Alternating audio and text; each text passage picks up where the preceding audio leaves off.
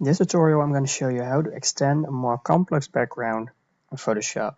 First we're going to make our canvas size bigger, so I'm going to do first 27 and add it to the left. Then I'm going to do 30 but add it to the right. So the dog is exactly in the position where I want it.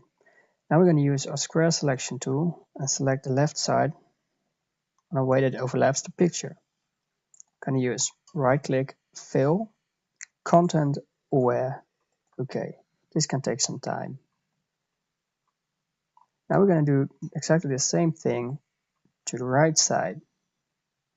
Select, right click, fill, content aware. Okay. Now you see here are some mistakes, so we're going to do this part again